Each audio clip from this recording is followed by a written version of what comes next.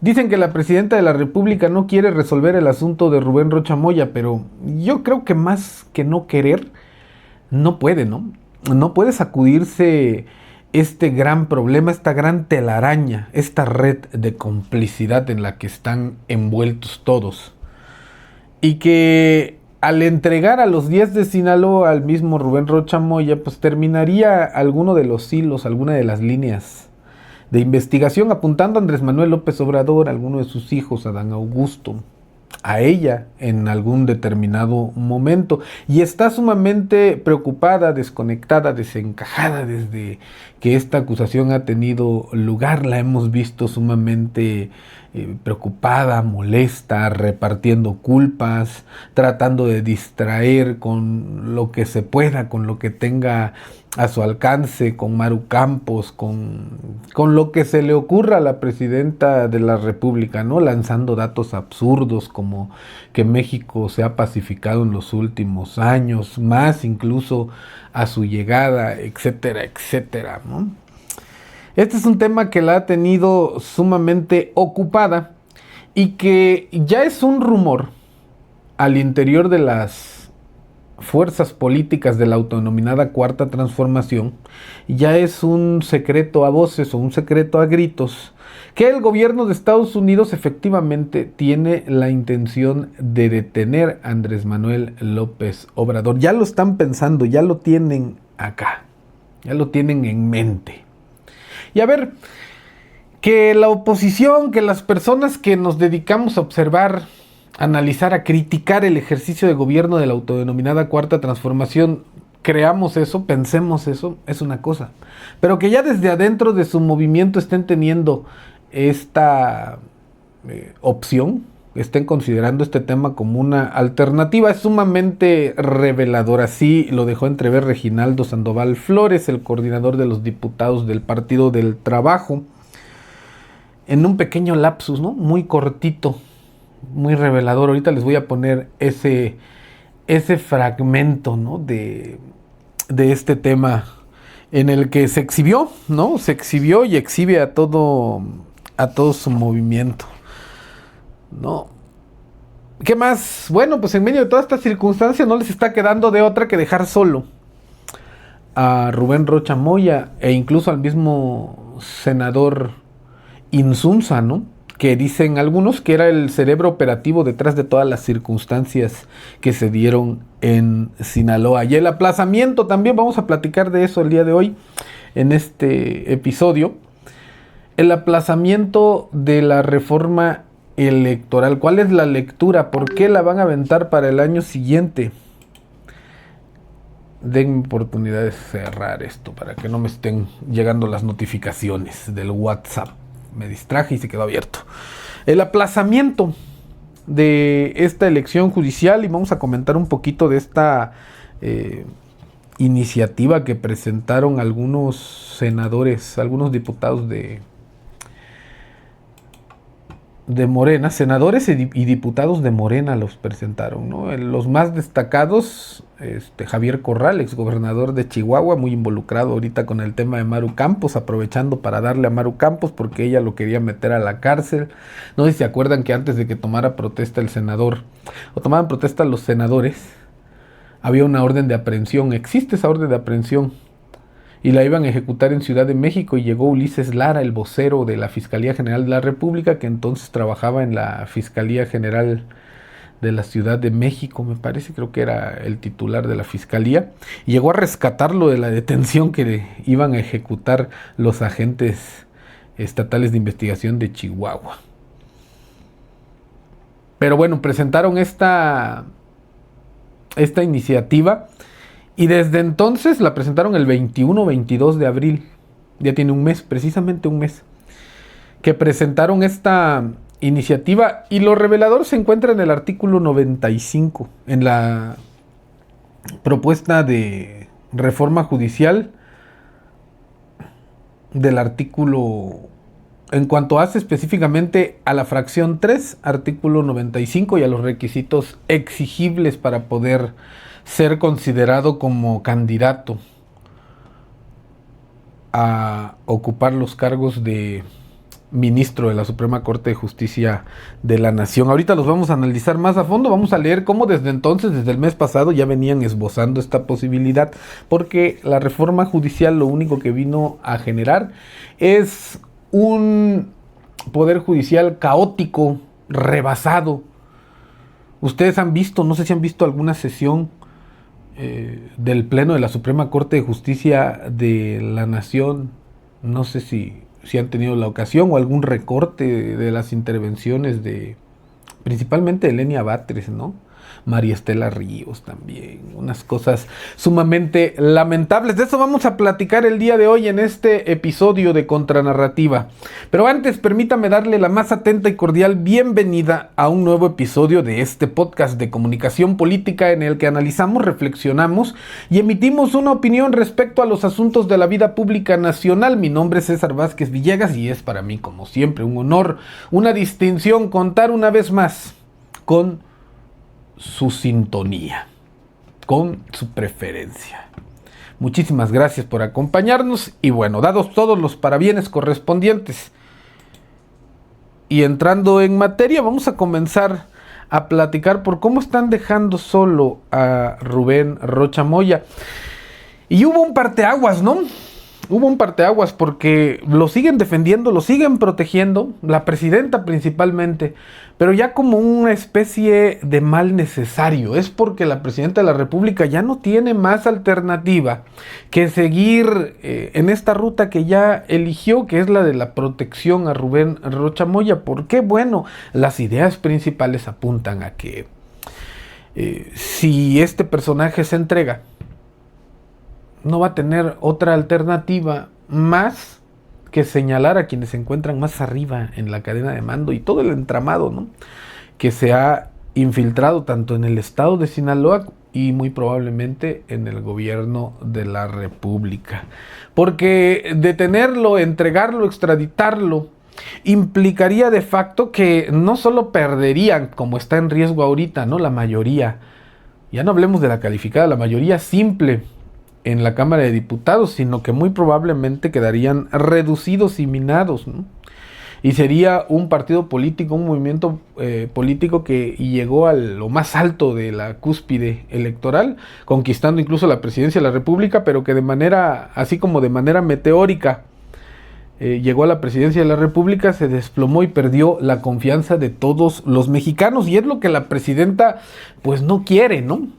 En lugar de convertirse en una persona de Estado, se convierte en una jefa de partido. Tienen una vocación autoritaria y priista que no pueden negar, ¿no? Pero priista de los 70s, de los 80s, no priista de Zedillo, que tuvo que aceptar la alternancia cuando se vio rebasado en los resultados electorales. Pero ¿por qué digo que lo están dejando solo? Porque hubo un momento definitivo en el que Omar García Harfuch ya dijo que su seguridad no estaba a cargo del gobierno de la República, de la Secretaría de Seguridad y Protección Ciudadana, de la cual él es titular. Ya se lo dejaron al gobierno del estado de Sinaloa, cuando habían dicho en un inicio que este tipo de seguridad se le brindaba a las personas que se encontraban en esta circunstancia. Aquí he generado incluso hasta polémica entre los suscriptores del canal y las personas que ven de manera frecuente los videos que subimos acá, ¿no? Yo nunca he estado en contra de los escoltas, nunca he estado en contra de la protección a los servidores públicos. Sobre todo cuando hablamos, por ejemplo, de los ministros de la Suprema Corte de Justicia, no se les debe dejar desprotegidos porque pues es el Estado mexicano, ¿no? Al final de cuentas, sean como sean, y por más que estén haciendo un mal trabajo, sean una bola de incompetentes, es el Estado mexicano, es el gobierno, y no se le tiene que dejar desprotegido para que en la medida de lo posible realicen su trabajo con independencia y sin temor a que los vayan a balacear en un lugar como en el que vivimos. Ahora bien, Rubén Rocha Moya se ha convertido en un personaje clave que puede brindar mucha información tanto al gobierno mexicano como al de los Estados Unidos respecto al entramado político y criminal Que algo le pasara sería sumamente lamentable para la rendición de cuentas. E indudablemente el gobierno mexicano debería estar sumamente preocupado por protegerlo, para garantizar que esa información que eventualmente pudiera o no aportar a las autoridades tanto mexicanas como estadounidenses para el esclarecimiento de los hechos con apariencia de delito que está señalando el Departamento de Justicia de los Estados Unidos, pues llegue a buen término, porque al final de cuentas no es una cosa sencilla. Y si efectivamente ha pasado lo que dice el gobierno de los Estados Unidos que ha pasado, si efectivamente eso ha tenido lugar, muchas personas habrán sido ya víctimas indirectas o directas de Rubén Rocha Moya. Muchas personas tal vez habrían ya perdido la vida a partir de esa omisión en cuanto hace a sus responsabilidades como gobernador de una entidad federativa. Sin embargo, curiosamente, el gobierno federal ha decidido lavarse las manos y abandonarlo a su suerte, a la suerte del gobierno de la entidad federativa de la cual es gobernador, con licencia, pero que parece ser que sí lo protegen por aquello que les comenté, no sé si ayer o antier, de la gobernadora interina, que cuando le estaban cuestionando respecto a Mérida Sánchez, al exsecretario de Seguridad Pública de Rubén Rocha Moya, dijo que Rubén Rocha Moya no había nombrado a este secretario de Seguridad Pública, que se lo habían puesto desde la Federación, dijo. Mensaje clave, defendiendo a Rubén Rocha Moya y repartiendo culpas, ¿no? Diciéndoles, aquí estamos todos agarraditos de las manos, mis estimados amigos de la Federación, así que no vengan a querer lavarse las manos y hacerse los puros y castos. Y bueno, pasando a otro tema, ya creo que con esa exposición de motivos, creo que he dejado bien claro por qué creo que lo están dejando solo, lo están abandonando a su suerte, y ojalá que no sea para lo que el sentido común nos lleva a pensar. Reginaldo Sandoval Flores, el coordinador de los diputados del Partido del Trabajo, se aventó una buenísima, ¿no? Ya reconoció que están preocupados al interior de Morena, y si no preocupados, porque algunos como él, créanme, yo estoy seguro que no tienen esa preocupación, porque han estado metidos en el ambiente político durante muchos años y pues hasta el momento no los han ventilado de ser millonarios, ¿no? O multimillonarios. Pero, es decir, yo no creo que todo el partido, todos los partidos estén asfixiados en cuanto a sus compromisos con el crimen organizado. Son lugares muy focalizados, pero que coinciden en su mayoría con la autodenominada Cuarta Transformación y con Andrés Manuel López Obrador. Eso es una realidad.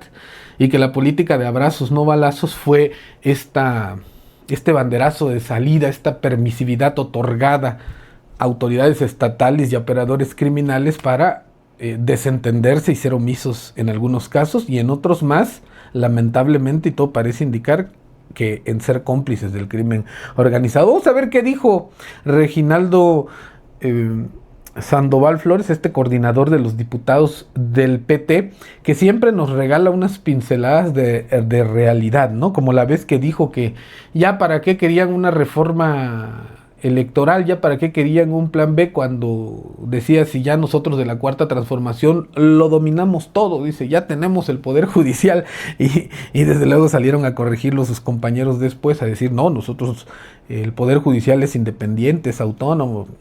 Pero bueno, siempre da pinceladas de política real, clara y contundente. Vamos a ver qué dijo Reginaldo en esta ocasión y cómo evidenció que saben o que piensan que el gobierno de los Estados Unidos desea poner sus manitas sobre Andrés Manuel López Obrador.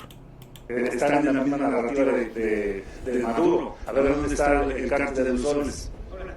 Diputado, ¿qué quieren desbaratar a la nación? ¿Quieren echarnos a andar una revolución civil? ¿Quieren venir por Andrés? O sea, ¿qué es lo que está pasando? ¿Y quién se presta a todo eso? No se vale eso. Están en la misma narrativa de Maduro. Otra vez. A ver, ¿dónde está el cártel de los soles? Diputado, ¿Qué quieren desbaratar a la nación? ¿Quieren echarnos a andar una revolución civil? ¿Quieren venir por Andrés? O sea, ¿qué es lo que está pasando? Ojo, quieren echarnos a andar una revolución civil. Están entendiendo que el favor de la ciudadanía ya no está de su lado. Están entendiendo que cada vez son más amplios los sectores de la población en México que no los favorecen, que cuestionan, que se preguntan por qué el gobierno federal, por qué la autodenominada Cuarta Transformación, simple y sencillamente no entregan a Rubén Rocha Moya. ¿Dónde está el problema ahí? ¿Acaso es verdad que son cómplices? Y bueno, Reginaldo llega a confirmar que desde adentro de Morena la verdadera preocupación, o una de las preocupaciones más claras, más definitivas, más contundentes, es que vengan por Andrés Manuel López Obrador. No lo dije yo, lo dijo el coordinador de los diputados del Partido del Trabajo en la Cámara de Diputados, a veces opositor de la autodenominada Cuarta Transformación, a veces defensor acérrimo. Y bueno, el último tema que vamos a platicar en este episodio de Contranarrativa, el día de hoy, el último tema que vamos a platicar es respecto al aplazamiento, a la reforma, a la elección del Poder Judicial que está contemplada para ser concurrente con la elección del 2027, es decir, el año que viene. Pero ya fueron a presentar una iniciativa, todavía no publican el documento.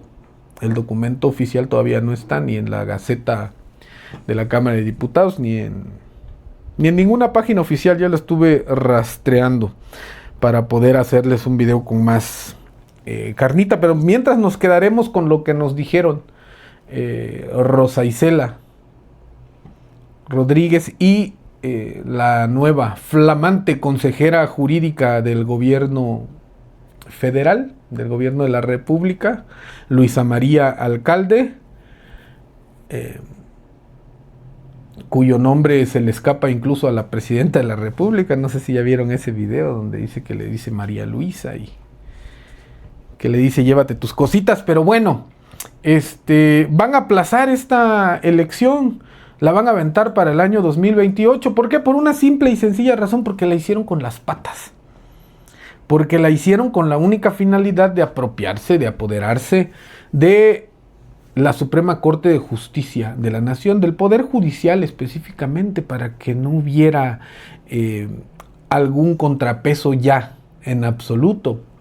Sin embargo, cuando hicieron esto, también eliminaron de facto, eliminaron la posibilidad de seguir excusándose en que sus enemigos, sus adversarios políticos los estaban obstaculizando, porque siendo honestos, en este momento de la historia, ¿qué órgano o qué parte del gobierno del Estado mexicano no controla Morena? Y ya eliminaron los organismos autónomos, ya controlan el Poder Judicial. En este momento, Cámara de Senadores, Cámara de Diputados, la mayoría de las gubernaturas, alcaldías municipales, congresos locales. ¿Qué les hace falta para dar resultados? Tal vez un poco más de competencia, tal vez un poco más de buenas intenciones, tal vez, como señalan algunos actores políticos, romper el pacto criminal que los tiene anclados, ponerle especial atención al sistema de salud, poner atención al tema de seguridad. Pues en conclusión, tratar de ser mucho más eficientes y mucho más capaces para ejercer el gobierno. Pero como esas no son las prioridades son ganar las elecciones que vienen, no tomar las decisiones difíciles que debe tomar un gobierno.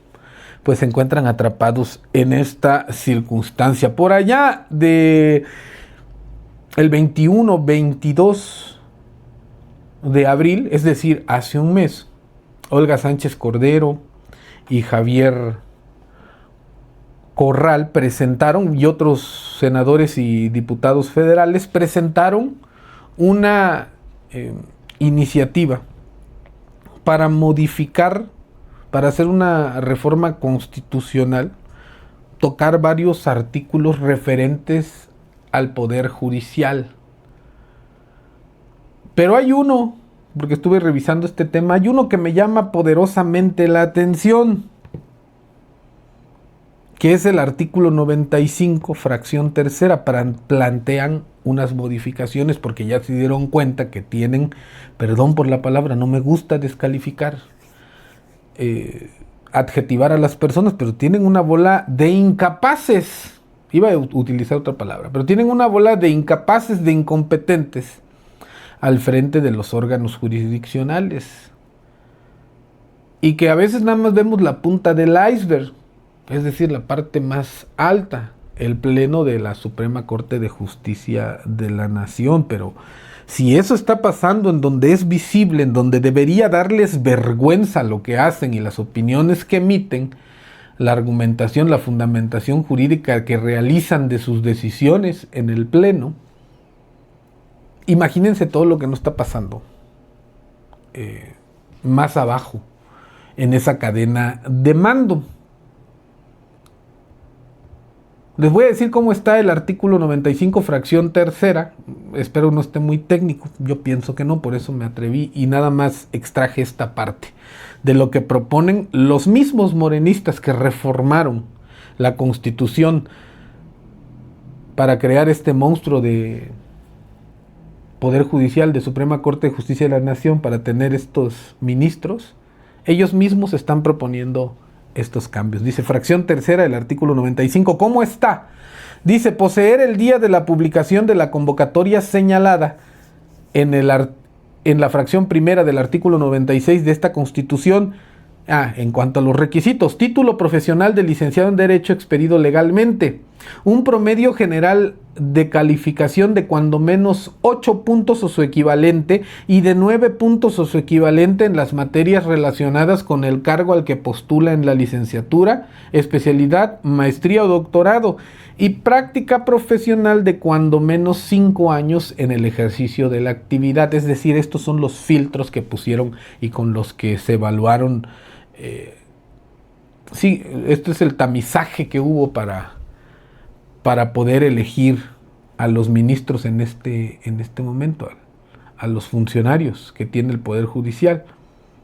Como ya se dieron cuenta que es un desmadre y que sí necesitaban el servicio profesional de carrera, la carrera judicial, a servidores públicos que se hubieran formado en los juzgados y que fueran ascendiendo gradualmente, involucrados en el ejercicio del derecho, realizan un planteamiento.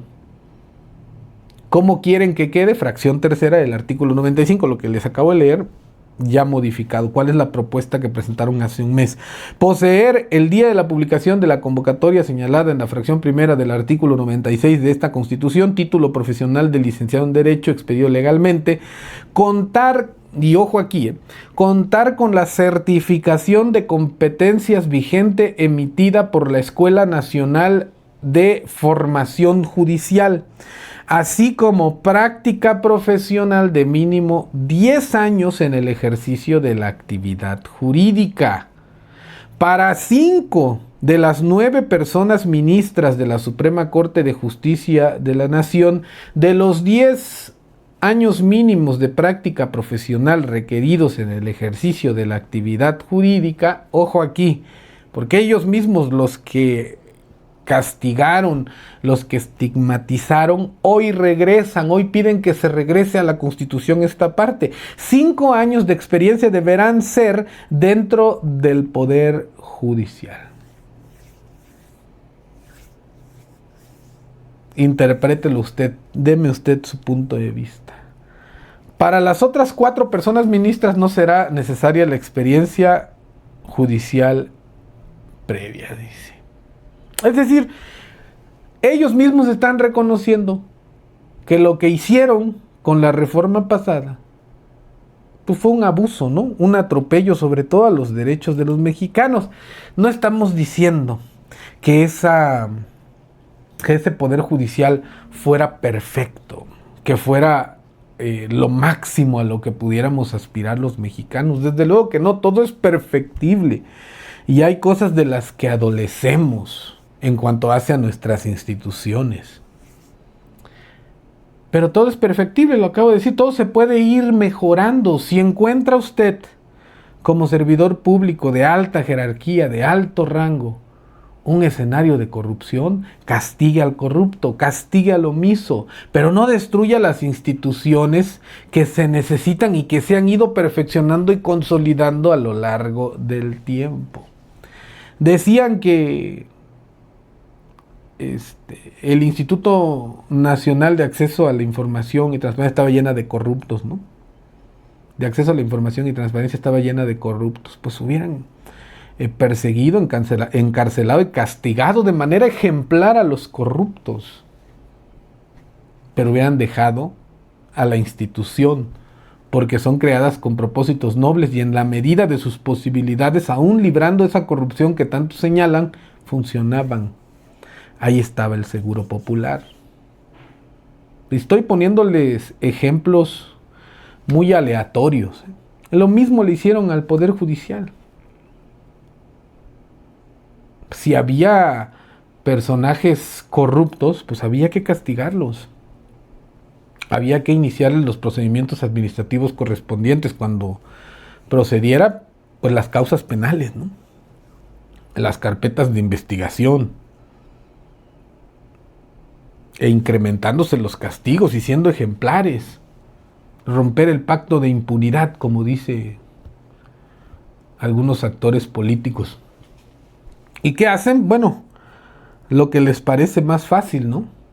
Destrozar las instituciones que son los pilares fundamentales de la vida política de nuestro país y que hay que ir perfeccionando, o al menos eso es lo que pienso. Y así está el reconocimiento que hicieron en cuanto sea público la iniciativa que presentó la Presidenta de la República al Congreso de la Unión. La vamos a analizar para ver cuál es la exposición de motivos, por qué dicen que es necesaria esta reforma y mandar la elección al 2028.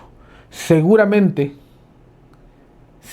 van a decir, como decía en la exposición de motivos de esta iniciativa que les acabo de leer, se encuentran áreas de oportunidad, dice. Áreas de oportunidad.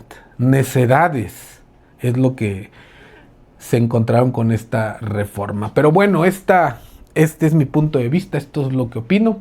Espero que esta reflexión, estos temas que hemos comentado en el podcast del día de hoy le hayan resultado cuando menos interesantes. Si es así, no olvide suscribirse si es que aún no lo ha hecho.